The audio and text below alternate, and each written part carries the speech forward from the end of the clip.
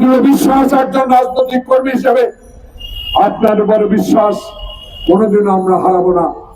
শুধু এইটুকু বলেন, জুলাই 2025 না 2024 না 2026, এই বিষয়গুলো স্পষ্ট করা উচিত।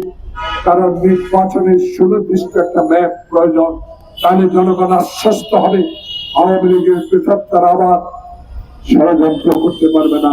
তাই আজকে আপনার কাছে আমার জনগণের পক্ষ থেকে, দেশ বাঁচাও মানুষ বাঁচাওয়ার পক্ষ থেকে আবেদন জানাবো, সুনির্দিষ্ট নির্বাচনে ম্যাপ ঘোষণা করুন।